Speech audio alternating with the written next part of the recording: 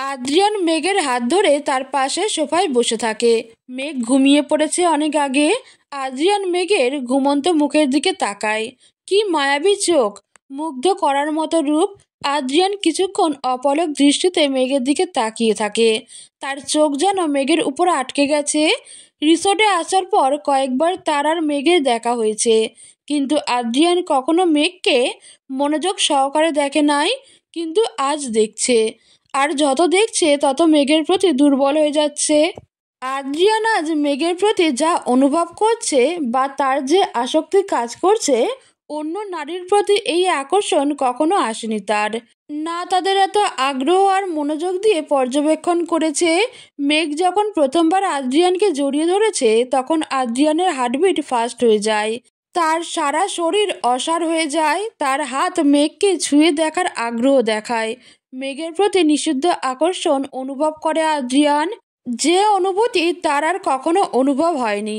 হাসপাতালে কেবিনে যখন জিয়া তাকে জড়িয়ে ধরেছিল, তখন আদ্রিয়ান তাকে 1 সেকেন্ডের মধ্যে নিজে থেকে দূরে সরিয়ে দেয়। তবে আজ কেন তার দ্বারা মেঘকে দূরে সরিয়ে দেওয়া সম্ভব হয়নি, বরং তার কাছে যাওয়ার জন্য, তাকে ছুঁয়ে দেখার জন্য আদ্রিয়ানের মন ছটফট করছিল। কেন? মেঘ নেশায় আসক্ত, তাকে ভুল করে জড়িয়ে ধরেছে শুধুমাত্র এই জন্যই কি আদ্রিয়ান তাকে নিজে থেকে দূরে সরিয়ে দিতে পারে নাই? না, এর পিছনে অন্য কোনো কারণ আছে। কিন্তু কি কারণ থাকতে পারে? মেঘের সাথে আদ্রিয়ানের দেখা হয়েছে কাল। মেঘ তার কাছে অনেকটা অপরিচিত নারী, যার নাম ছাড়া আর কিছুই সে জানে না। তবে তার উপর কি করে আদ্রিয়ানের আকর্ষণ কাজ করতে পারে, যা অন্য নারীর সংস্পর্শে কখনো অনুভব হয়নি, তা মেঘের কাছে গেলে কেন হয়? শুধু মেঘই কেন, আদ্রিয়ানের কাছে তার প্রশ্নের কোনো উত্তর নাই। সে সব শুধু নিছক মায়া বলে উড়িয়ে দেয়। মেঘের থেকে আদ্রিয়ানকে দূরত্ব বজায় রাখতে হবে। কোনো নারীর প্রতি দুর্বলতা রাখতে চায় না আদ্রিয়ান। সে শুধু নিজের ক্যারিয়ার আর স্বপ্নের উপর ফোকাস করতে চায়। 7 বছর আগে এক নারীর জন্য তার মা বাবার থেকে দূরে চলে আসতে হয়েছে। পরিবারের ভালোবাসা, মায়া, মমতা থেকে বিচ্ছিন্ন হয়েছে। এখন আর অন্য নারীর জন্য তার ক্যারিয়ার বিসর্জন দিতে পারবে না। তিলে তিলে গড়ে তোলা তার মেধা, স্বপ্ন সে শুধু এক নিছক মায়ার কারণে হারাতে পারবে না। অসম্ভব। মেঘের থেকে যত দূরে থাকবে, তত তার আর মেঘের ভবিষ্যতের জন্য ভালো। আর মেঘকে তার প্রতি দুর্বল হওয়ার চান্স সে দিবে না, কখনো না। কাল থেকে আদ্রিয়ান তার কঠোর রূপ দেখবে, যাতে মেঘ তার থেকে দূরে থাকে। কিন্তু আজ রাত তাকে মেঘের কাছেই থাকতে হবে বাধ্য হয়ে। এরপর আদ্রিয়ান বাধ্য হয়ে মেঘের হাত ধরেই ঘুমিয়ে পড়ে। সকালের ঝলমলে আলোয় মেঘের ঘুম ভেঙে যায়। কাচের জানলা দিয়ে বাইরে থেকে সূর্যের কিরণ ভেসে আসছে। পিট পিট করে চোখ খুলে তাকায় মেঘ। তার মাথায় ভীষণ ব্যথা অনুভব হচ্ছে। মাথা ব্যথায় ছিঁড়ে যাচ্ছে, তাছাড়া শরীরে শীত লাগছে। মনে হয় জ্বর এসেছে, যার জন্য এমন লাগছে। মেঘ চোখ খুলে রুমটা কিছুক্ষণ পর্যবেক্ষণ করে দেখে নেয়, কিন্তু এইটা তো তার রুম না। রিসোর্টে যে রুমে মেঘ থাকে তার ডিজাইন আর এই রুমের আসবাবপত্রের ডিজাইন সম্পূর্ণ ভিন্ন। মেঘের চোখ যায় টেবিলে থাকা ফ্রেমের মধ্যে থাকা একটা ছবির দিকে। মেঘের দৃষ্টি কিছুটা ঝাপসা ছিল। মেঘ চোখ খুলে ভালো করে দেখে, সেখানে আদ্রিয়ানের ছবি রয়েছে। মেঘ আদ্রিয়ানের ছবি দেখা মাত্রই লাফ দিয়ে ঘুম থেকে উঠে পড়ে। আদ্রিয়ানের ছবি তার টেবিলের উপর কি করছে? তবে কি এটা আদ্রিয়ানের রুম?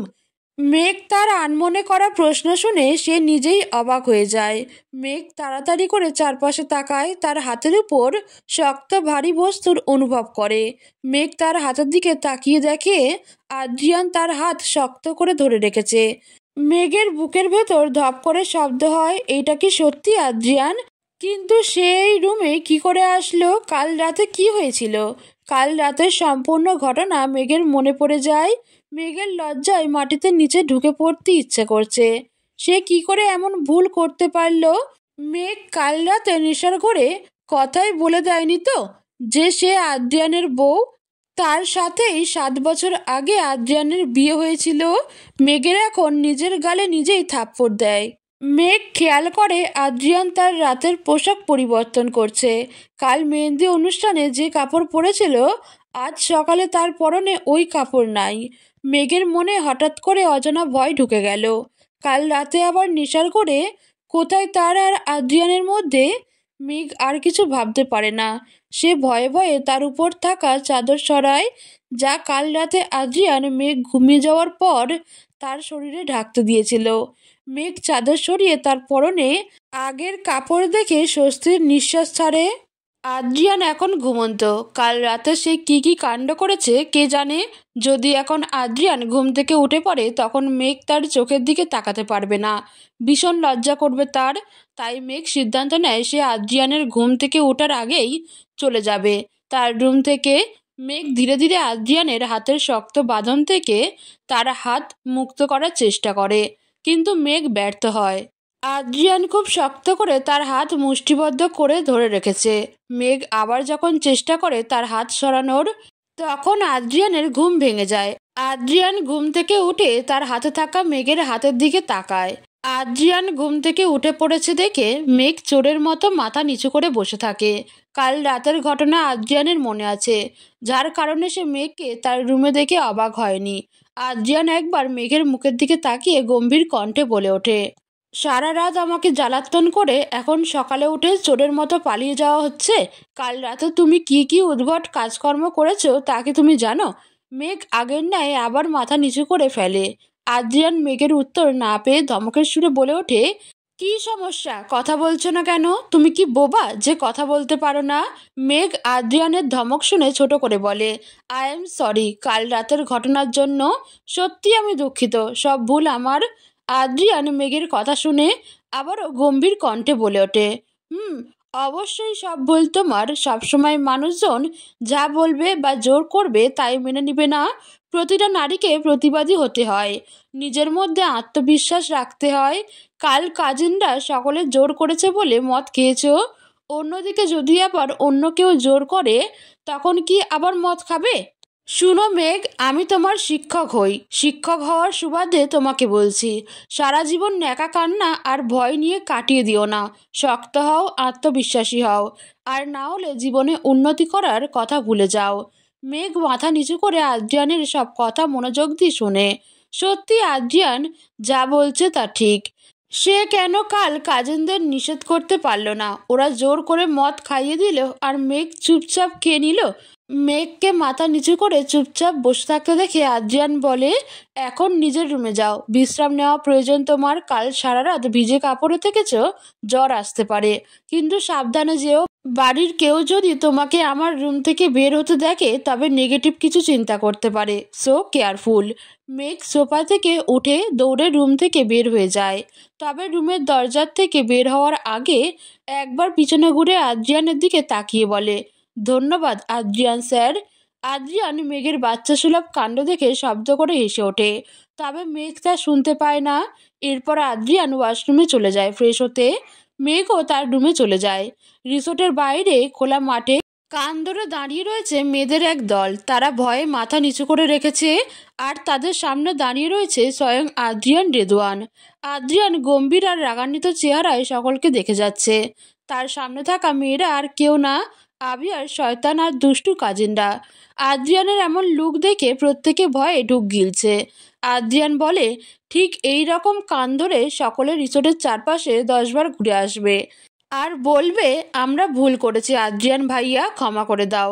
আদ্রিয়ানের কথা শুনে সকলের মধ্যে একজন সাহস করে বলে, সরি আদ্রিয়ান ভাইয়া, আর এমন ভুল হবে না। কোনো অজুহাত শুনতে চাই না আমি, চুপচাপ যা বলছি তাই করবে। পরশুদিন আবিয়া আর কারানির সাথে যা করেছো তা ভুল হলেও তোমাদের উদ্দেশ্য খারাপ ছিল না, কিন্তু কাল মেঘকে জোর করে মদ খাইয়ে দিয়ে যে অন্যায় করেছো তার শাস্তি অবশ্যই পেতে হবে।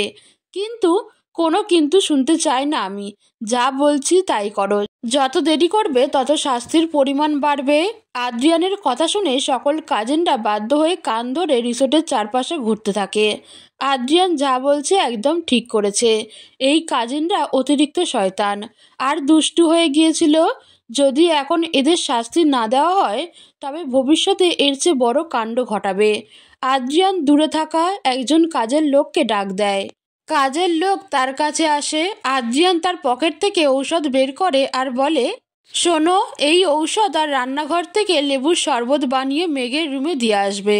বলবে আদ্রিয়ান স্যার দিয়েছে। Okay sir. মেঘ তার রুমে শুয়েছিল, মাথা ভীষণ ব্যথা করছে, শরীরে জ্বর আসবে মনে হয়। মেঘ যখন রুমে শুয়েছিল তখন তার রুমের দরজায় একজন কাজের লোক কড়া নাড়ে। মেঘ বিছানা থেকে উঠে দরজার কাছে যায়, দরজা খুলে দেয়। কাজের লোক ঔষধ আর লেবুর পানি মেঘের দিকে এগিয়ে দেয় আর বলে, ম্যাম, আপনার জন্য আদ্রিয়ান স্যার ঔষধ আর লেবুর জল পাঠিয়েছে। কাজের মহিলার কথা শুনে মেঘ হয়ে যায়। সত্যি আদ্রিয়ান তার জন্য লেবুর জল আর ঔষধ পাঠিয়েছে? আদ্রিয়ান তার খেয়াল রাখছে, যত্ন করছে? তবে আদ্রিয়ান একজন ডক্টর। ডক্টর হয়ে রোগীর খেয়াল রাখা অসম্ভব কিছু না।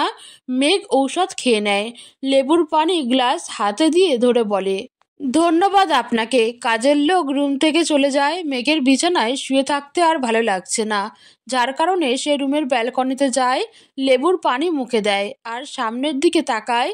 মেঘ হঠাৎ লক্ষ্য করে সকল কাজিনরা কান ধরে রিসোর্টের চারপাশে ঘুরছে। মেঘ অবাক হয় প্রথমে, এরপর তার চোখ যায় তপ্ত রৌদ্রের মধ্যে গভীর মুখোশটি নিয়ে দাঁড়িয়ে থাকা সুষ্টম দেহের এক পুরুষের দিকে। মেঘ পরক্ষণেই সব বুঝে যায়, তার মুখে হাসি ফুটে ওঠে। আদ্রিয়ান খোলা মাঠে দাঁড়িয়ে রয়েছে, সেখানে অর্ধেক জায়গা জুড়ে বিবাহের স্টেজ রয়েছে। আদ্রিয়ান সামনের দিকে তাকিয়ে দেখে মেঘ তার ব্যালকনি থেকে তাকে দেখছে আর দাঁত বের করে আছে। আদ্রিয়ান তার দিকে রাগে চোখে তাকায়। মেঘ আদ্রিয়ানের তাকানো দেখে চোখ সরিয়ে নেয় তার উপর থেকে। আদ্রিয়ানও মেঘের উপর থেকে দৃষ্টি সরিয়ে সকল কাজিনদের উপর রাখে। মেঘ মনে মনে আদ্রিয়ানকে গালি দেয়, খাটাস লোক একটা। মেঘ আর সারাদিন আদ্রিয়ানের সামনে যায় না, তার যাওয়ার ইচ্ছাও নাই। যত দূরে থাকবে তারা একে অপরের থেকে ততই মঙ্গল। রাতের দিকে আবি আর গায়ে হলুদ শুরু হবে। এখন প্রায় বিকেল হয়ে গেছে, কিন্তু এখন আবি আর পার্লারের লোক আসেনি। তাদের ফোন করা হয়েছিল, তারা বলেছে আজ তারা আসতে পারবে না।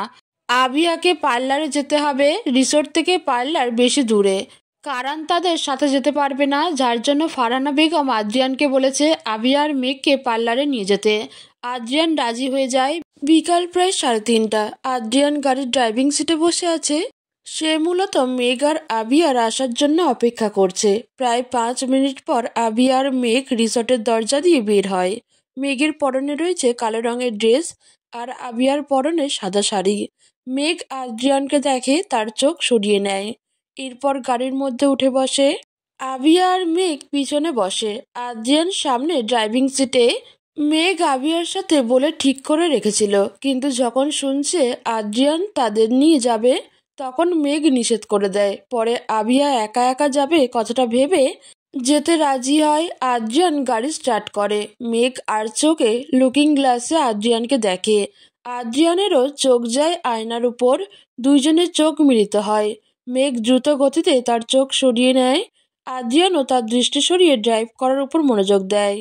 প্রায় 1 ঘন্টা পর গাড়ি এসে পৌঁছায় পার্লারের সামনে। আদ্রিয়ান গাড়ি থেকে নেমে দাঁড়ায়, পিছনের দরজা খুলে দেয়। মেঘ গাড়ি থেকে নামে, সাথে আবিয়াও। আদ্রিয়ান বলে, তোমরা পার্লারের ভিতরে যাও, আমি বাইরে অপেক্ষা করছি। আবিয়া বলে, ওকে আদ্রিয়ান ভাইয়া। মেঘ কিছু বলে না, সে পার্লারের ভিতর চলে যায়। আদ্রিয়ান গাড়িতে অপেক্ষা করতে থাকে, কিন্তু অনেক সময় পর অপেক্ষার পরও মেঘ আর আবিয়া পার্লার থেকে বের হয় না। আদ্রিয়ান বসে থাকতে থাকতে বিরক্ত হয়ে যায়। তখনই তার ফোনে কারানের কল আসে। আদ্রিয়ান ফোন রিসিভ করে। কারান বলে, গায়ে হলুদের সাজে আবিয়াকে কেমন লাগছে? আমি জানি না, এখনো পার্লার থেকে বের হয়নি। আচ্ছা, আবিয়া বের হলে আমাকে ভিডিও কল দিয়ে ওকে দেখাবি। কারান, বিয়ের আগেই না তুই বউ পাগল হয়ে যাচ্ছিস। অবশ্যই হব, আমার একটা মাত্র বউ। তুই যখন বিয়ে করবি তখন দেখবি তুইও বউ পাগল হয়ে যাবি। আমার বিয়ে বা বউয়ের কোনো কিছুর দরকার নেই, আনরোমান্টিক তুই একটা। আচ্ছা, এখন মনে হয় আবিয়া পার্লার থেকে বের হবে, তুই আমাকে ভিডিও কল দে, আমি আবিয়াকে দেখব। আদ্রিয়ান বাধ্য হয়ে কারানকে ভিডিও কল দেয়, তার ফোনের ক্যামেরা সামনের দিকে ঘুরায়। তখনই পার্লার থেকে বের হয় আদ্রিয়ান আর মেঘ। আদ্রিয়ানের চোখ যায় মেঘের দিকে। হলুদ পাড়ের শাড়ি, কানে লাল দুল, হাতে সোনালি চুড়ি আর চুলে লাল গাজরা পরে হেঁটে আসছে মেঘ। আদ্রিয়ান মুগ্ধ হয়ে তাকিয়ে থাকে।